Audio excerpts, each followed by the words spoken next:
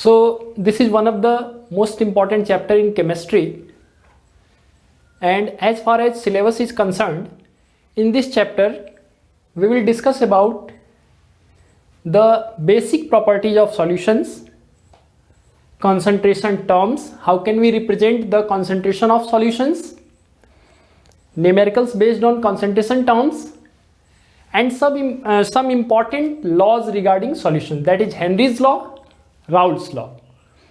We will also discuss about ideal and non-ideal solution, how they differ from each other, and the types of non-ideal solution, where we will discuss about positive and negative deviation. One more thing is included in the chapter. In the last section of this chapter, we will study about the colligative properties, that is the properties which only depend upon the number of particles present in the solution.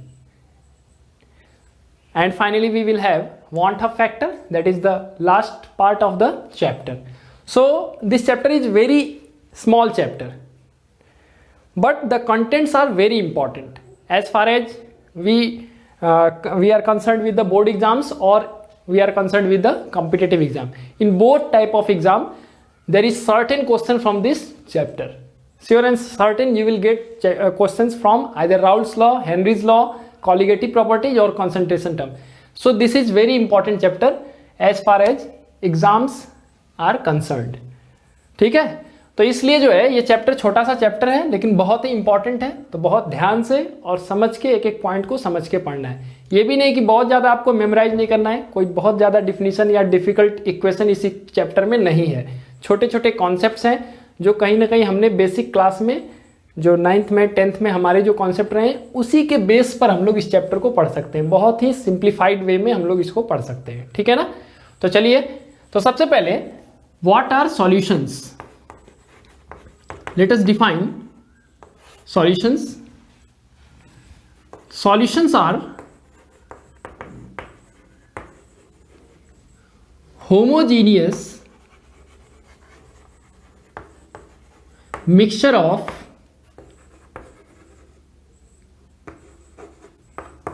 two or more components.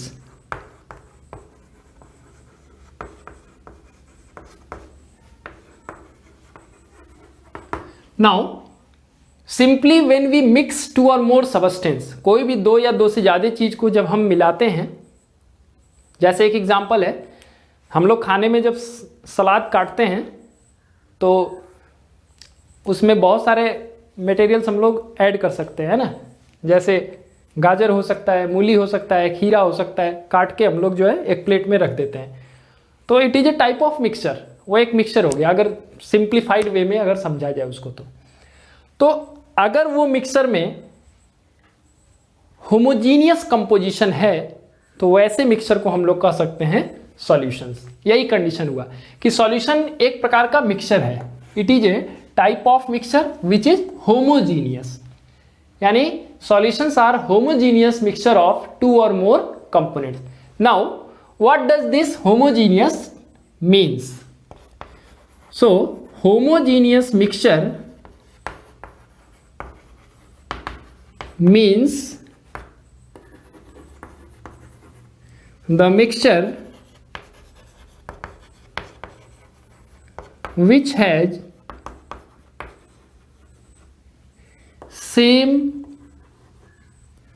properties and composition throughout the bulk.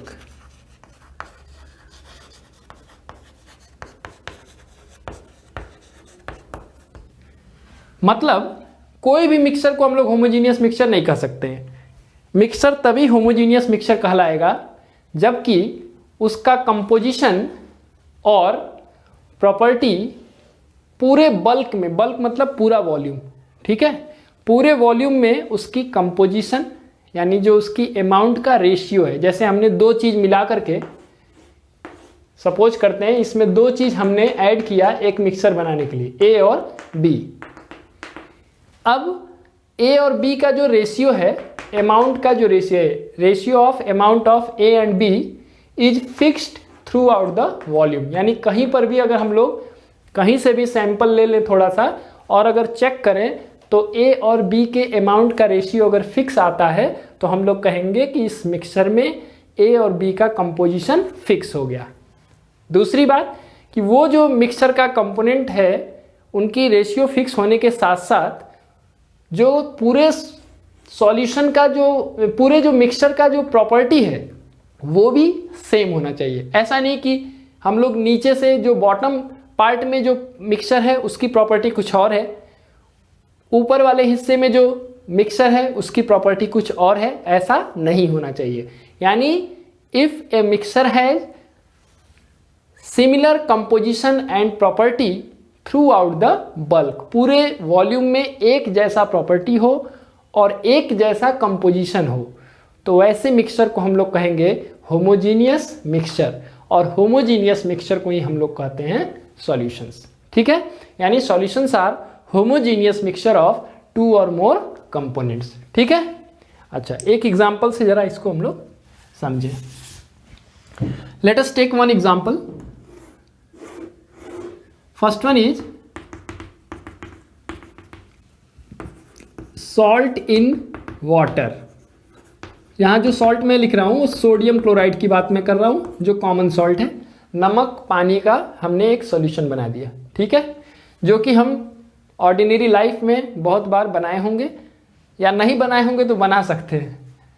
दूसरा है sand in water. दूसरा solution बनाने के लिए हमने क्या किया, एक मिक्सर बनाया सैंड इन वाटर। अब अगर जब हम लोग सॉल्ट इन वाटर को देखेंगे तो सॉल्ट हम वाटर में डिसॉल्व कर देंगे तो वो डिसॉल्व हो जाता है। ठीक है, एक फिक्स अमाउंट तक वो सॉल्ट आसानी से वाटर में डिसॉल्व हो जाएगा, और डिसॉल्व हो जाएगा तो ये पूरा का पूरा जो मिक्सर है वो होमोजीनियस दिखाई देगा। यानी आप कहीं से भी एक ड्रॉप वाटर सॉल्यूशन जो बना है सॉल्ट का सॉल्यूशन, उसको अगर टेस्ट करें तो वो उतना ही नमकीन आपको स्वाद में लगेगा। ठीक है ना, यानी कि हम लोग कह सकते हैं कि उसका प्रॉपर्टी जो है सेम है। और अगर हम लोग, बहुत सारे टेक्निक है हमारे पास जो कंसंट्रेशन को मेजर करने के लिए टेक्निक्स होते हैं, आगे हम लोग चैप्टर में पढ़ेंगे भी, तो उससे अगर इसके कंपोजिशन को मेजर किया जाता है तो वो भी क्या मिलेगा, हमको सेम मिलेगा। कंपोजिशन सेम है तभी तो प्रॉपर्टी सेम है, अगर कंपोजिशन में डिफरेंस आती तो प्रॉपर्टी भी कहीं ना कहीं थोड़ी बहुत चेंज हो जाती। तो ये जो सॉल्ट इन वाटर का जो मिक्सचर है इट इज होमोजीनियस मिक्सचर। ठीक है, होमोजीनियस है ये, और होमोजीनियस है इसलिए इसको हम लोग क्या कह सकते हैं, सॉल्यूशन कह सकते हैं। यानी हम लोग कहते हैं solution of salt in water. क्यों कहते हैं, because the mixer formed by mixing salt in water is homogeneous. ठीक है, होमोजीनियस होने की वजह से ऐसे मिक्सर को हम लोग सॉल्यूशन कर सकते हैं। लेकिन जब हम लोग सैंड को वाटर में ऐड करते हैं तो आप देखेंगे कि जो सैंड पार्टिकल्स होते हैं वो जाकर के बॉटम में सेट हो जाएंगे, इस तरह से they will settle at the bottom.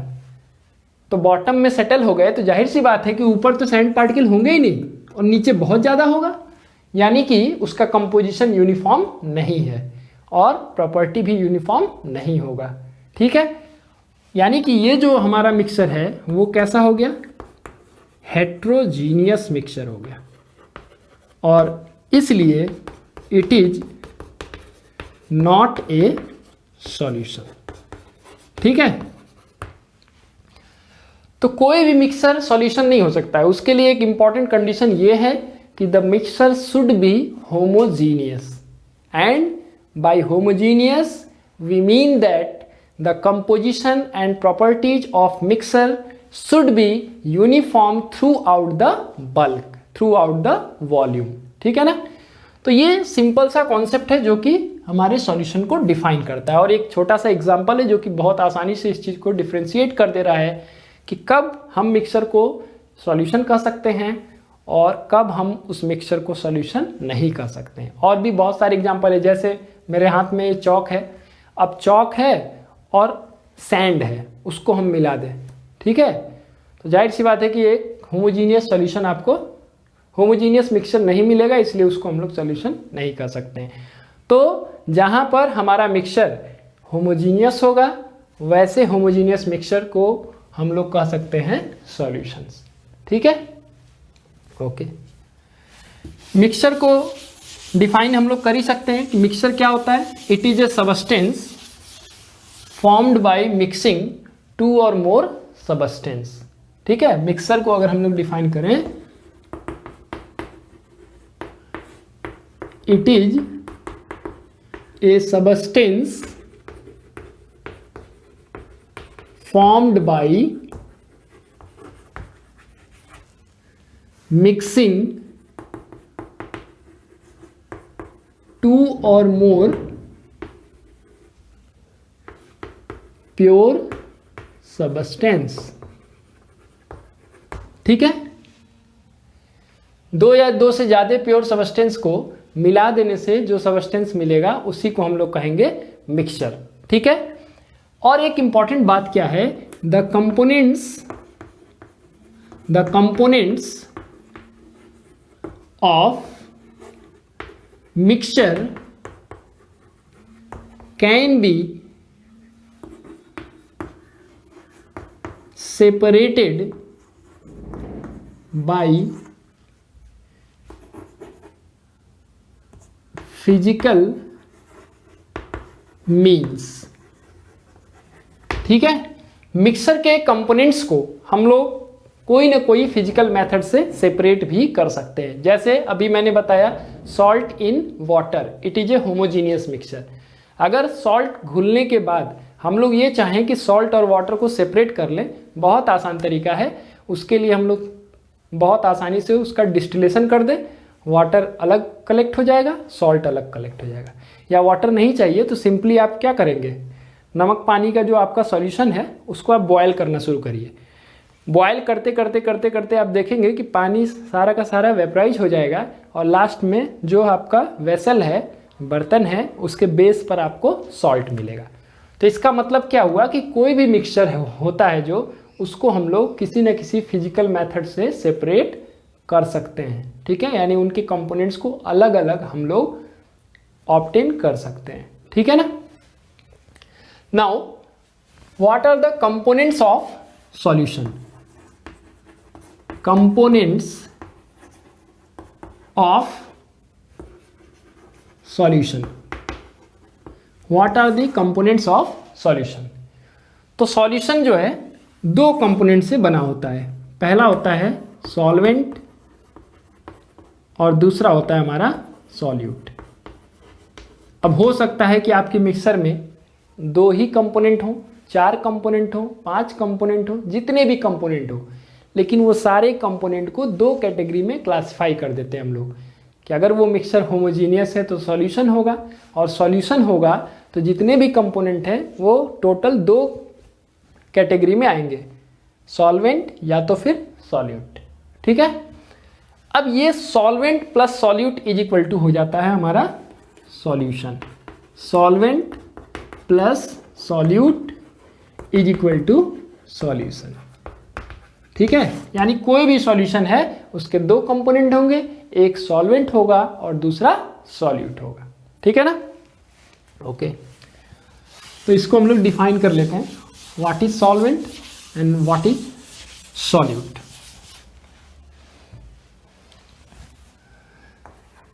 Solvent, the component of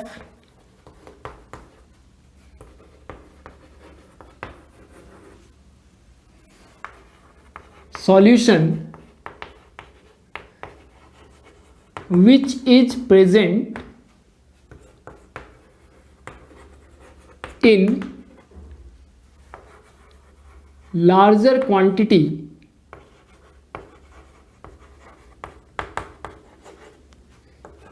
is called solvent। ठीक है, यानी कई सारे, लार्जर लिखने से अच्छा है लार्जेस्ट लिखें हम लोग, है ना, लार्जेस्ट, कई सारे हो सकते हैं। तो अगर हमारे कंपोनेंट्स की बात करें तो किसी सॉल्यूशन में बहुत सारे कंपोनेंट हो सकते हैं, उसमें से जो कंपोनेंट का क्वांटिटी सबसे ज़्यादा होगा उसी कंपोनेंट को हम लोग कहेंगे सॉल्वेंट, और उसके अलावा जो कुछ बच जाएगा सॉल्यूशन में उसको हम लोग क्या कहेंगे, सॉल्यूट कहेंगे। तो सॉल्यूट का डिफिनीशन इसी से रिलेटेड हो गया, द कंपोनेंट्स ऑफ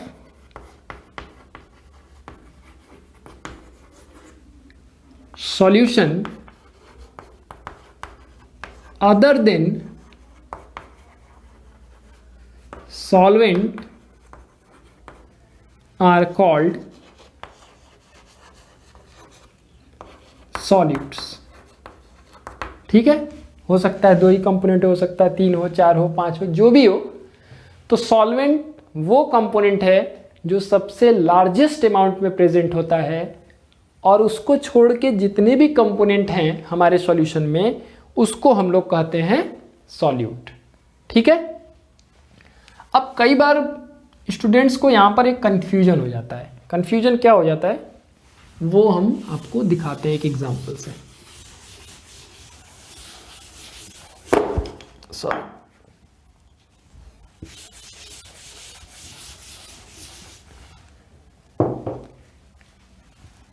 अब एक सॉल्यूशन हम लोग सपोज करते हैं। ठीक है, solution of nitrogen and hydrogen gas, 2 gas को मिला करके एक सॉल्यूशन बनाया गया। अब ये जो मिक्सचर होगा, पहली बात जो गैस होते हैं they form A homogeneous mixture. ठीक है, जैसे एटमॉस्फेयर है तो एटमॉस्फेयर में बहुत सारे गैसेस हैं, नाइट्रोजन है, ऑक्सीजन है, कार्बन डाइऑक्साइड है, और बाकी गैस भी ट्रेस अमाउंट में प्रेजेंट है। तो वो सब मिल करके एक होमोजीनियस मिक्सचर बनाते हैं, है ना। Gases form A homogeneous mixture and therefore mixture of 2 or more gases are considered as solutions. So if we consider a solution of nitrogen and hydrogen gas, nitrogen gas in hydrogen gas, और इसके amount मैं लिख देता हूं nitrogen gas, जिसको हम लोग N2 से रिप्रेजेंट करते हैं। नाइट्रोजन N2 के फॉर्म में पाया जाता है फ्री स्टेट में। सपोज करिए कि ये 14 ग्राम है, और हाइड्रोजन गैस जिसको हम लोग H2 से रिप्रेजेंट करते हैं, इसका जो अमाउंट है वो 10 ग्राम है। अब हमसे पूछा जाता है कि इसमें सॉल्वेंट कौन सा है और सॉल्यूट कौन सा है। ठीक है, तो देखिए वैसे देखने से तो लग रहा है ये 14 ग्राम है, ये 10 ग्राम है, तो ये सॉल्वेंट होगा और ये सॉल्यूट होगा, लेकिन ये गलत है। ठीक है, ऐसा नहीं है, क्योंकि हमारी एक फंडामेंटल कॉन्सेप्ट क्या है कि कभी भी हम लोग अमाउंट ऑफ सबस्टेंस का कंपैरिजन करेंगे। कोई भी 2 या 2 से ज़्यादा कंपोनेंट्स हैं और उसमें हम जानना चाहते हैं कि कौन सा कंपोनेंट का अमाउंट ज़्यादा है, तो अमाउंट ऑफ सबस्टेंस के लिए जो फंडामेंटल क्वांटिटी होती है वो मोल्स होती है। तो बिना मोल्स को कैलकुलेट किए हम लोग ये कंपेयर नहीं कर सकते कि कौन सा कंपोनेंट ज़्यादा अमाउंट में प्रेजेंट है और कौन से कंपोनेंट कम अमाउंट में प्रेजेंट है। यानी सॉल्वेंट और सॉल्यूट डिसाइड करने के लिए सबसे पहले हमको इनका मोल्स निकालना होगा। अब देखिए नंबर ऑफ मोल्स का फॉर्मूला क्या है, given mass upon molar mass. ठीक है, तो अगर number of moles of N2 निकालते हैं तो N2 का मास कितना है, 14 ग्राम है, अपॉन N2 का मोलर मास क्या होगा भाई, नाइट्रोजन को 714 ऐसे रिप्रेजेंट करते हैं, ये इसका मास नंबर हो गया 14। तो N2 के लिए मास कितना हो जाएगा, 2 × 14 यानी 28, ये इसका मोलर मास हो जाएगा, तो ये 28 हो गया, यानी 14 2 जा 1/2 इक्वल टू 0.5 मोल्स। यानी यहाँ जो नाइट्रोजन गैस 14 ग्राम है, एक्चुअली में ये वैल्यू कितनी है, 0.5 मोल्स। और उसी तरह से अगर हाइड्रोजन के लिए निकालें H2, तो गिवन मास कितना है, 10 है, और हाइड्रोजन को कैसे रिप्रेजेंट करते हैं, 1 1। तो H2 का मोलर मास क्या होगा, 2 × 1 इक्वल टू 2, तो 2 से डिवाइड कर दीजिए, कितना आया 5 मोल्स। देखिए कहानी तो जस्ट अपोजिट है। अब ये जो होगा हमारे कंपेयर करने के लिए यूज किया जाएगा। यानी कोई भी सॉल्यूशन है, आपको कह दिया जाता है कि 10 gram of glucose is dissolve in 5 gram of water, ठीक है, 10 gram of sodium hydroxide is dissolve in 50 gram of water, तो उसके जो ग्राम में अमाउंट दिया हुआ है उससे कंपेयर नहीं करना है, कंपेयर करना है उसके मोल्स से। जब आप मोल्स कैलकुलेट करेंगे तब आपको सही पता चलेगा कि कौन सा कंपोनेंट लार्जेस्ट अमाउंट में है और कौन सा कंपोनेंट स्मॉल अमाउंट में है, ठीक है ना। तो उसी से आप डिसाइड करते हैं कि हमारे सॉल्यूशन का सॉल्वेंट कौन होगा और सॉल्यूट कौन होगा। जैसे ये जो मैंने एग्जांपल लिया था, अगर हम लोग मोल्स कैलकुलेट नहीं करते, बस इसी पे हम लोग सोचने लगते, तो यही आंसर आता कि नाइट्रोजन आपका सॉल्वेंट हो गया और हाइड्रोजन क्या हो गया, सॉल्यूट हो गया। लेकिन ये कंक्लूजन क्या है, रॉन्ग है। सही कंक्लूजन क्या है, जब हम लोग मोल्स निकालते हैं तो मोल्स से कंपेयर करेंगे, तब पता चलता है हाइड्रोजन के 5 मोल्स हैं और नाइट्रोजन के सिर्फ 0.5 मोल्स हैं, ठीक है ना। तो whenever you are doing numericals related to this chapter, you must consider this things, ठीक है ना। ऐसे जो कॉन्सेप्ट हैं, ये गलती, छोटे छोटे गलती बच्चे जब करते हैं, शुरुआत के कॉन्सेप्ट अगर नहीं समझे रहते हैं, तो जब आगे चल के न्यूमेरिकल्स करते हैं, क्योंकि ये चैप्टर से न्यूमेरिकल्स ही पूछे जाते हैं, तो जब न्यूमेरिकल्स करते हैं तो वहाँ सॉल्यूट और सॉल्वेंट को ही नहीं डिसाइड करते हैं सही से, तो जिसकी वजह से पूरा उनका क्वेश्चन गलत हो जाता है। इसलिए आपको ये हैबिट बनानी होगी कि कभी भी कोई भी सॉल्यूशन दिया जाएगा तो सबसे पहले ये जानने के लिए कि उसमें सॉल्यूट कौन है, सॉल्वेंट कौन है, ये जानने के लिए आपको सबसे पहले जितने भी कंपोनेंट्स होंगे उसके मोल्स निकालने चाहिए। उसके बाद आपको डिसाइड करना चाहिए कि कौन सा कंपोनेंट आपका सॉल्वेंट है और कौन से कंपोनेंट आपके सॉल्यूट है। बेसिकली हम लोग को जो क्वेश्चंस पूछे जाते हैं वो बाइनरी सॉल्यूशन का होता है। बाइनरी का मतलब सिर्फ 2 कंपोनेंट होंगे, एक सॉल्यूट होगा और एक सॉल्वेंट होगा। तो हमारा सिंपल सा क्वेश्चन आता है कि एक सॉल्यूट एक सॉल्वेंट वाला, तो उसमें से जो भी आपको कंपोनेंट दिए जाएंगे, एक का अमाउंट ज़्यादा होगा वो आपका सॉल्वेंट हो जाएगा, दूसरा क्या हो जाएगा, सॉल्यूट हो जाएगा, ठीक है। तो इसलिए ये मोल को कैलकुलेट करके ही हम लोग डिसाइड कर सकते हैं कि हमारे सॉल्यूशन का सॉल्वेंट कौन है और सॉल्यूट कौन है, ठीक है ना। यानी हम लोग कह सकते हैं the quantity of component is decided by it's मोल, ठीक है। उसके मोल से ही हम लोग कंपेयर करते हैं कि हमारा सॉल्यूशन में कौन सा सॉल्वेंट है, कौन सा सॉल्यूट है, ठीक है। अब टाइप्स ऑफ सॉल्यूशन।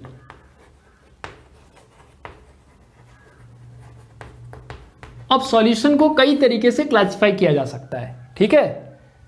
जैसे आप लोअर क्लासेस में सुनते आए होंगे एक्वस सॉल्यूशन।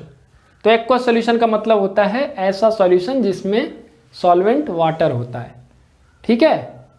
फिर आप सुनते हैं एथनॉलिक सॉल्यूशन, मतलब इथाइल अल्कोहल या एथनॉल जहां पर सॉल्वेंट होता है, ठीक है। या नॉन एक्वस सॉल्वेंट आप सुने होंगे वर्ड, मतलब वाटर को छोड़ के जो भी सॉल्वेंट है वो नॉन एक्वस सॉल्वेंट कहलाता है। तो ऐसे बहुत सारे तरीके से सॉल्यूशन को क्लासिफाई किया जा सकता है। लेकिन चूंकि ये सॉल्यूशन चैप्टर में हम लोग जो पढ़ने वाले हैं वो सिंपल सी क्लासिफिकेशन है on the basis of number of components, पहला टाइप है, और दूसरा होता है on the basis of physical state of solute and solvent. अब देखिए number of solution, types of solution on the basis of number of particles में पहला टाइप होता है बाइनरी सॉल्यूशन।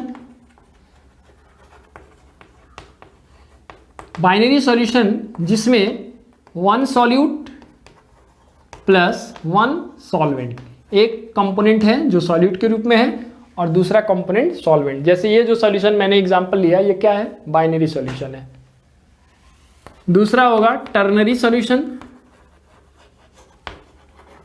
जिसमें 2 सॉल्यूट प्लस 1 सॉल्वेंट। ठीक है, 2 सॉल्यूट हो और 1 सॉल्वेंट हो, जैसे नमक, चीनी और पानी।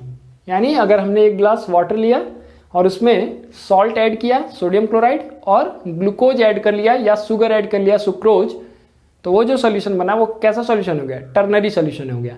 2 सॉल्यूट और 1 सॉल्वेंट। अब ऐसे जो है आगे और भी क्लासिफाई कर सकते हैं। नेचर में जो हमको सैंपल मिलता है, जैसे हम लोग किसी रिवर वाटर का टेस्टिंग करें अगर, या हम कहें एक सी वाटर का हम सैंपल ले लें, समुद्र का पानी ले लें, तो उसमें बहुत सारे सॉल्ट घुले होंगे, है ना।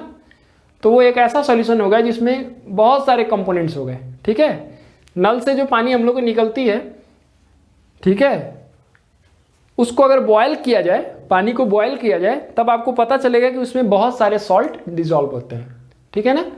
तो इसलिए जो है नेचर में जो हमको नेचुरल रिसोर्सेज से जो हमको वाटर मिलता है, या और भी जो हमारे जैसे फल और सब्जियां जो हम लोग खाते हैं, उसके जो एक्सट्रैक्ट को अगर स्टडी किया जाए, जैसे ग्रेप्स, अंगूर का जूस है, उसको अगर हम लोग स्टडी करें तो उसमें बहुत सारे चीज़ मिले होंगे, है ना। वाटर भी होगा, कार्बोहाइड्रेट के कंपोनेंट्स होंगे, कुछ और भी कंपोनेंट्स होंगे, तो बहुत सारे कंपोनेंट्स मिलेंगे आपको। तो इसलिए नेचुरल सॉल्यूशन की जब हम लोग बात करते हैं तो उसमें बहुत सारे आपको सॉल्यूट मिलेंगे और 1 सॉल्वेंट मिलेगा। ठीक है। अच्छा, एक चीज़ और जानना जरूरी है कि जो भी सॉल्यूशन होता है उसका जो फिजिकल स्टेट होता है वो डिपेंड करता है किस पर? सॉल्वेंट पर। सॉल्वेंट का जो फिजिकल स्टेट होता है वही हमारे सॉल्यूशन का भी फिजिकल स्टेट होता है। जैसे अगर सोडियम क्लोराइड जो कि सॉलिड स्टेट में है, उसको वाटर में हम लोग ऐड किए, तो वाटर का अमाउंट ज़्यादा है, तभी तो वो सॉल्वेंट है। अब वाटर लिक्विड स्टेट में है, इसलिए जो बनने वाला सॉल्वेंट प्लस सॉल्यूट का जो मिक्सचर है, जो सॉल्यूशन बना, वो भी किस स्टेट में होगा? लिक्विड स्टेट में होगा। इसीलिए हम लोग कहते हैं solvent decides the phase of solution. ठीक है, the phase in which solution will exist depends upon the phase of solvent. ठीक है ना। अच्छा, ऐसे भी बात की जाती है कि solvent is the component which dissolves all solutes within it to form a solution. Solvent उस कंपोनेंट को कह सकते हैं जो बाकी सभी कंपोनेंट को अपने में डिजॉल्व करके सॉल्यूशन बनाता है।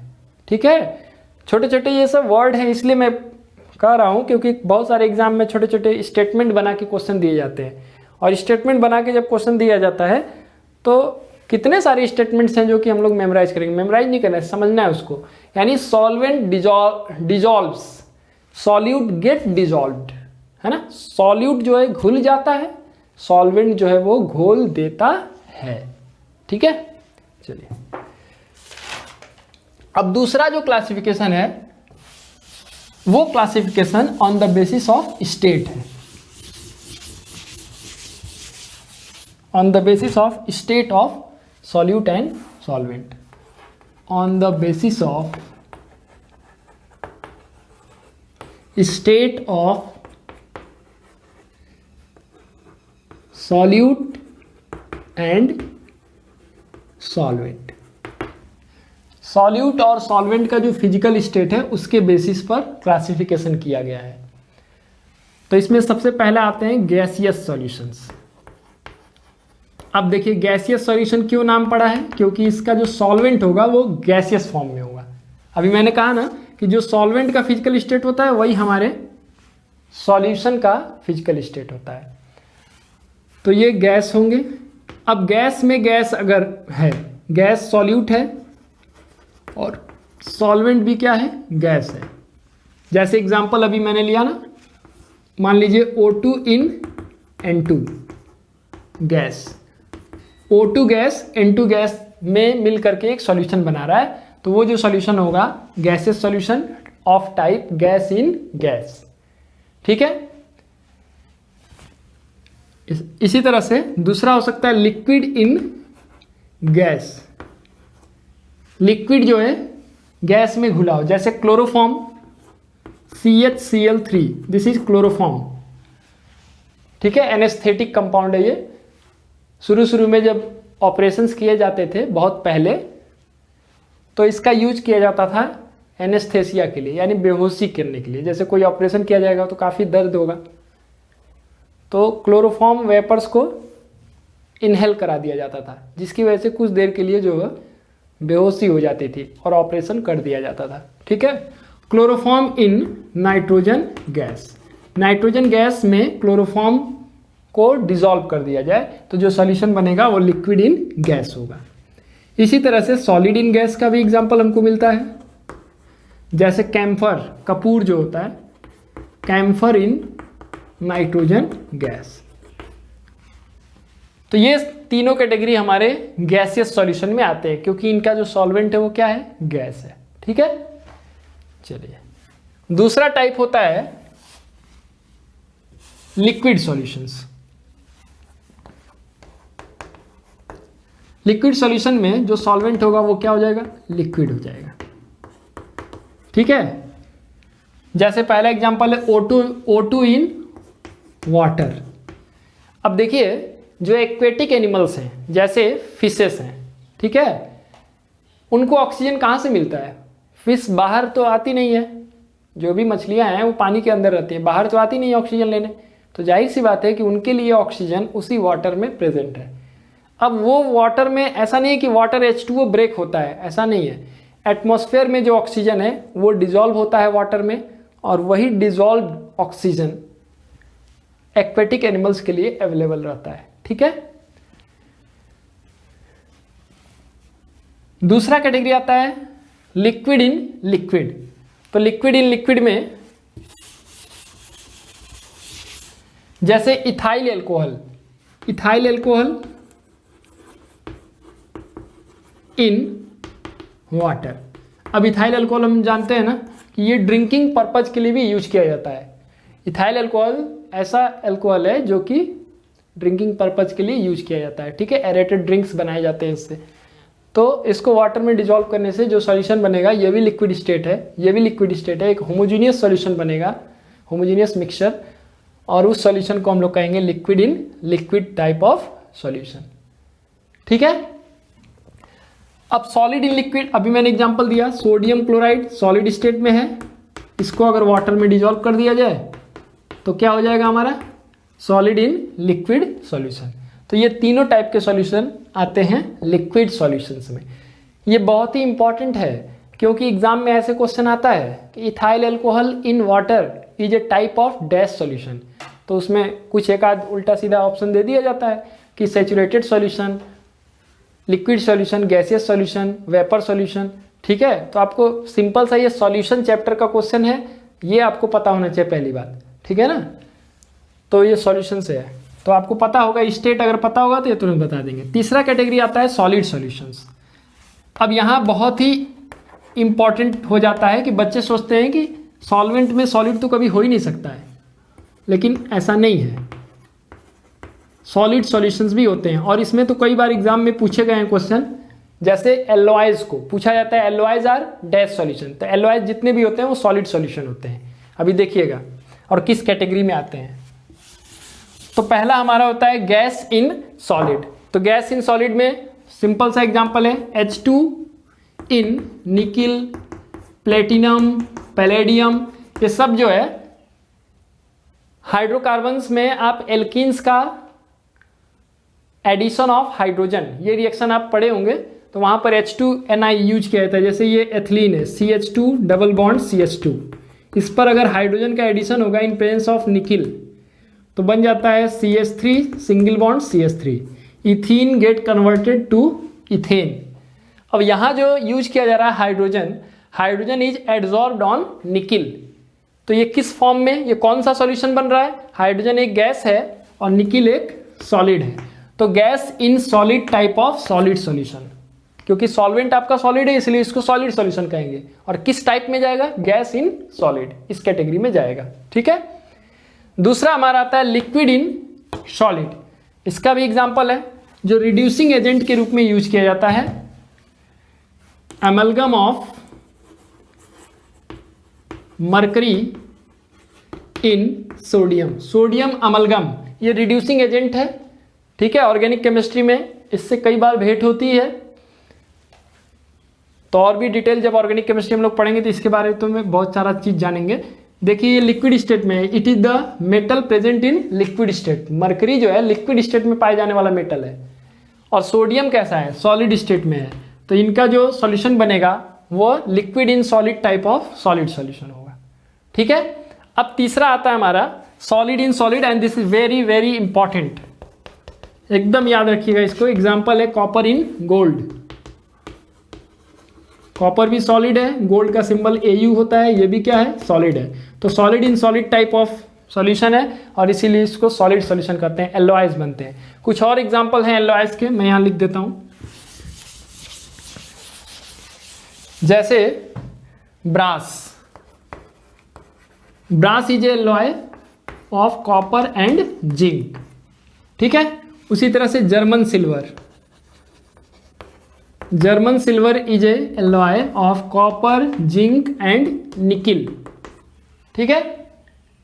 ब्रोंज,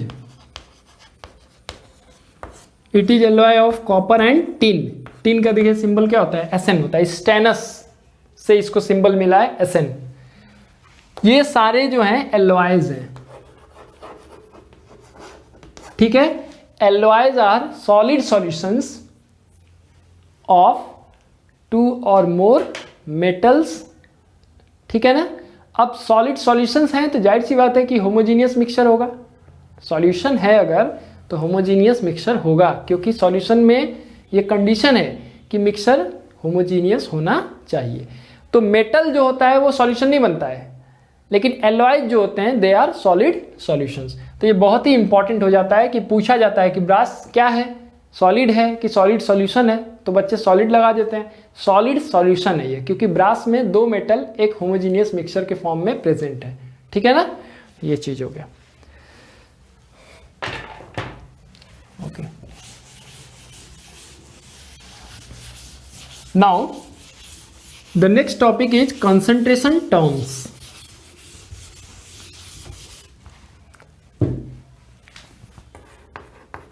कंसंट्रेशन टर्म्स,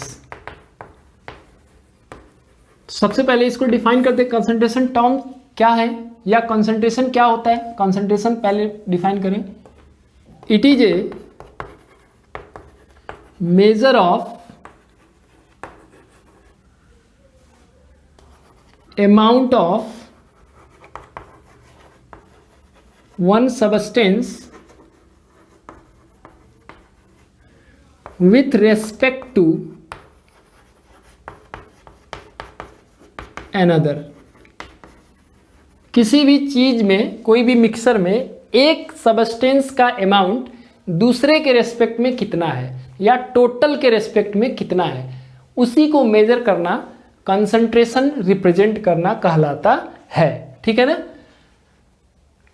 तो कंसंट्रेशन टर्म्स भी लिख सकते हैं, कंसंट्रेशन टर्म्स, ठीक है, ऐसा नहीं होगा। It is a measure of amount of one substance with respect to another और टोटल अमाउंट ऑफ मिक्सचर,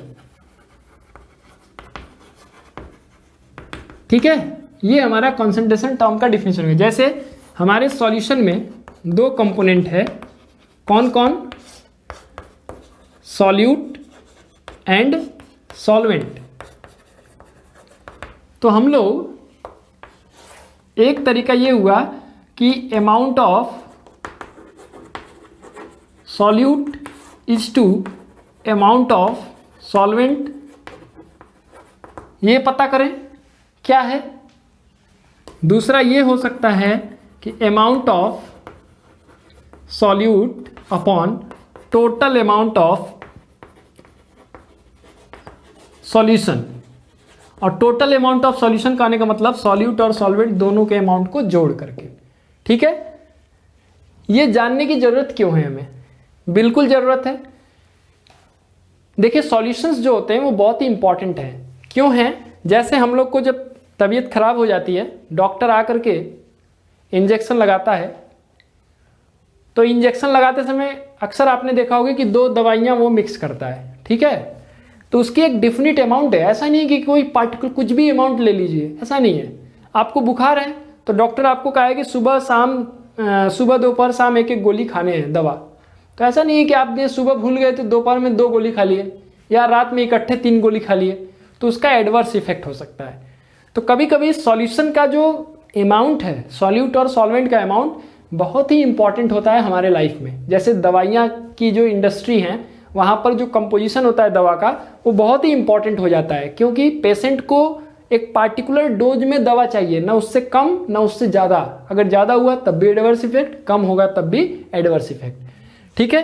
कुछ मेटल्स हैं हमारे बॉडी के लिए बहुत इंपॉर्टेंट है, जैसे कॉपर हो गया, मैग्नीज हो गया, आयरन हो गया, सब हमारे बॉडी के लिए इंपॉर्टेंट है। लेकिन इसका ये मतलब नहीं है कि बहुत ज़्यादा अमाउंट हम लोग उसका अपने डाइट में इंक्लूड करें, ठीक है। पानी जो है तो पानी में बहुत सारे मिनरल्स डिजॉल्व हैं, है ना, बहुत सारे सॉल्ट्स डिजॉल्व हैं। तो ऐसा नहीं है कि जो भी हम लोग पी लेंगे तो चलो फ़ायदा ही करेगा, ऐसा नहीं है। उसका एक डिफिनिट अमाउंट हमारे लिए फ़ायदेमंद है, लेकिन उससे ज़्यादा रहेगा तो हमारे लिए नुकसान का विषय है वो। तो इसलिए कोई भी सॉल्यूशंस का स्टडी करना जरूरी हो जाता है कि उसका कंसंट्रेशन क्या है, ठीक है।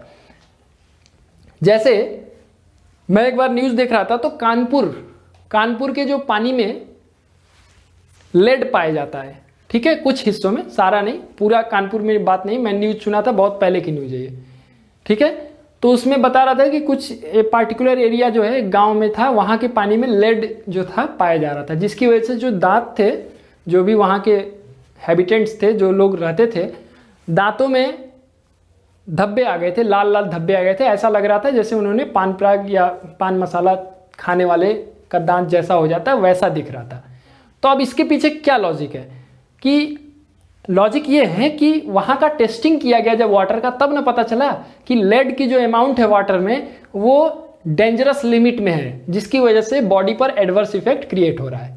तो इसलिए कोई भी सॉल्यूशंस जो हमारे आसपास हैं, चाहे दवाइयों के रूप में है या हमारे पीने वाले पानी के रूप में है या हमारे खाने वाले चीज़ के रूप में है, कहीं पर भी सॉल्यूशन में सॉल्यूट और सॉल्वेंट के अमाउंट का रेशियो, या कहिए सॉल्यूट का amount with respect to total amount of solution, ये एक बहुत ही इंपॉर्टेंट फैक्टर है सॉल्यूशंस के प्रॉपर्टी को समझने के लिए, क्योंकि वो अमाउंट कभी कभी लाइफ थ्रेटनिंग हो सकता है, उसकी वो फैटल हो सकता है, हमारे लिए डेथ का रीजन बन सकता है, ठीक है। खास करके बहुत सेंसिटिव डिजीज है, जैसे ब्लड प्रेशर का पेशेंट है या हार्ट पेशेंट है या जो ब्रेन से रिलेटेड न्यूरो पेशेंट्स हैं, उनकी जो दवाइयाँ होती हैं वो एकदम पार्टिकुलर डोज पे होती है।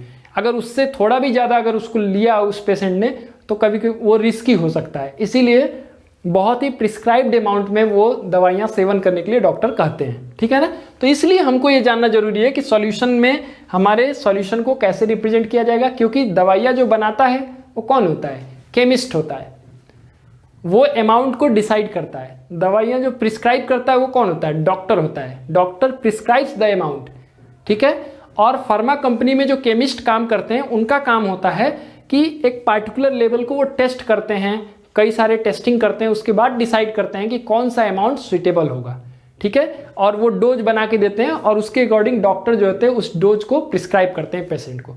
इसलिए सॉल्यूशंस के कॉन्सेंट्रेशन को रिप्रेजेंट करने के लिए बहुत ही तरीकों की जरूरत पड़ती है हमको, ठीक है। अब देखिए कई तरीके से आप रिप्रेजेंट कर सकते हैं, जैसे मास बाई मास रेशियो, यानी mass of solute by mass of solution, volume by volume. जब लिक्विड के फॉर्म में रहेगा आपका सॉल्यूशन, दोनों ही कंपोनेंट मान लीजिए लिक्विड है या जितने सॉल्यूट है सब लिक्विड है, जो सॉल्वेंट है वो भी लिक्विड है, वॉल्यूम का यूज कर सकते हैं, volume by volume. Mass by volume भी एक तरीका है, ठीक है। ये बहुत सिंपल से तरीके हैं जो कि यूज किए जाते हैं। तो ये रेशियो हो गया। अगर आप इसको 100 से मल्टीप्लाई कर देंगे तो जो आंसर आएगा आपको उसको आप रिप्रेजेंट करेंगे किसमें, परसेंट में। जैसे ये रेशियो मानिए आ रहा था 2/3, तो परसेंट में कितना हो जाएगा, 2/3 इंटू 100 करेंगे, ये कितना हो जाएगा 33.33, तो ये हो जाएगा 66.67% राउंड ऑफ करने के बाद, ठीक है। तो परसेंट में कर देने से थोड़ा सा आसान हो जाता है उस चीज़ को कंपेयर करने में, ठीक है ना। जैसे बच्चों का मार्कशीट बनाया जाता है तो रिजल्ट में किसी ने 54 मार्क्स पाए, किसी ने 42 पाए, किसी ने 37 पाए, तो ये याद करना काफ़ी कठिन काम है। तो क्या किया जाता है, टोटल कर दिया जाता है, उन्होंने कितना नंबर पाया, बच्चे ने कितना पाया और टोटल सारे मार्क्स कितने हुए, और उसी से परसेंटेज निकाल दिया जाता है। तो पता चल जाता है कोई बच्चा 80% पाया, कोई 90% पाया, कोई एकदम पढ़ाई नहीं किया पूरे साल तो 40% पाया। तुरंत पता चल जाता है एक स्टेप में कि कौन बच्चा पढ़ने वाला है, कौन बच्चा ध्यान देता है, कौन बच्चा ध्यान नहीं देता है। तो उसी तरीके से परसेंट में हम लोग रिप्रेजेंट करने से हमारा काम थोड़ा आसान हो जाता है। कहीं पर बहुत कम अमाउंट होता है, जैसे जो खास करके फार्मा इंडस्ट्री, तो आप थोड़ा सा, मेरा एक सजेशन है, आप कोई भी घर में दवा होगी अगर, या दवा का बॉटल होगा, ठीक है, उसके बॉटल पर थोड़ा सा आप देखिएगा, कुछ चीज़ें परसेंटेज में लिखा होगा, कहीं ppm लिखा होगा। ppm में क्या होता है, तो जैसे यहाँ परसेंट के लिए आप 100 मल्टीप्लाई करते हैं, ppm में जब रिप्रेजेंट करना होगा तो यहाँ 10⁶ से मल्टीप्लाई करते हैं। कॉन्सेप्ट सेम वही है, बस आपको 10⁶ से मल्टीप्लाई करना होगा, और तब हम लोग परसेंट ना लिख के क्या लिखते हैं, पार्ट्स पर मिलियन। ठीक है, मिलियन में 6 जीरो होंगे, ठीक है, तो पार्ट्स पर मिलियन ppm में उसको रिप्रेजेंट करते हैं कि जहां पर अमाउंट बहुत कम है तो ppm में रिप्रेजेंट करने से वो वैल्यू ज़्यादा है। जैसे परसेंट में कोई लिखा है, मान लीजिए ये आया परसेंट में 0.0000002%, ठीक है, तो ppm में करेंगे तो जाहिर सी बात है यहाँ 100 से मल्टीप्लाई करें या 10⁶ से, तो जाहिर सी बात है 4 डिजिट इधर चला जाएगा, तो 1 2 3 4, तो ppm में कितना होगा 0.002 ppm। तो इसको लिखना भी आसान है छोटे से बॉटल पर, और इसको पढ़ना भी आसान है। ठीक है, दवाइयों की बॉटल पे देखिएगा छोटा छोटा कंपोजिशन कई सारा लिखा होता है। अब अगर परसेंट में लिखना शुरू करें तो ऐसे गोला अगर दवा का बॉटल है तो पूरा सर्किल में लिखना पड़ेगा, है ना, तो इसलिए ppm में वहां पर जनरली रिप्रेजेंट किया जाता है। और भी कुछ टर्म्स हैं जैसे molarity, molality, mole fraction, formality, normality. ठीक है, ये सब टर्म्स हमारे कंसंट्रेशन टर्म्स हैं, जिससे कि हम लोग कंसंट्रेशन ऑफ सॉल्यूशन को रिप्रेजेंट करते हैं। ठीक है ना, तो ये कुछ बेसिक चीज हम लोग आज जो है बात किए हैं सॉल्यूशन में। ठीक है, आगे की क्लास में हम लोग कंसंट्रेशन टर्म्स को एक एक करके स्टडी करेंगे और उससे रिलेटेड क्वेश्चंस भी हम लोग करेंगे। ठीक है, थोड़ा सा वर्कआउट भी आपको भी करना है कि आप जो है लेसन को पढ़िए, क्योंकि सबसे अच्छी अंडरस्टैंडिंग तभी आपकी डेवलप हो सकती है जब आप बुक्स की स्टडी करेंगे। ठीक है ना, कोई भी क्लास अटेंड करने से पहले भी एक बार बुक रीडिंग करना चाहिए, और क्लास अटेंड करिए, क्लास अटेंड करने के बाद भी आपको बुक रीडिंग करनी चाहिए। इससे आप 3 बार पढ़ लेते हैं टॉपिक और वो कॉन्सेप्ट आपको क्लियर हो जाता है। ठीक है, मैं बार बार यही कहता हूँ कि बुक्स पढ़िए, क्योंकि आज के जनरेशन में कहीं ना कहीं थोड़ी सी कमी हो गई है बुक्स पढ़ने वालों की। ज़्यादा बच्चे जो है नोट्स पे डिपेंडेंट हो गए हैं, ये अच्छी बात नहीं है। नोट्स से आप नोट्स बना सकते हैं, एग्ज़ाम पास कर सकते हैं, लेकिन लाइफ के एग्ज़ाम को पास नहीं कर सकते हैं। ठीक है, आज जो सिचुएशन है कि बहुत सारे यूथ हैं, बहुत सारी डिग्री उनके पास है, पर वो बहुत परेशान हैं, उसमें बहुत सारे जीनियस बच्चे भी हैं। तो सोचिए, जीनियस बच्चे इतने परेशान हैं, तो बिना पढ़े अगर कोई चाहेगा केवल नोट्स पढ़ के हम बस डिग्री ले लें, तो उसकी कैरियर क्या होगी। तो इसलिए ये ज़रूरी है कि हम अपने हिस्से का मेहनत पूरे मन से करें, पूरे दम से करें। ठीक है ना, तो चलिए ठीक है, आप पढ़िएगा, आगे की क्लास में हम लोग कंसंट्रेशन टर्म्स की बात करेंगे। ठीक है ना, ओके, थैंक यू।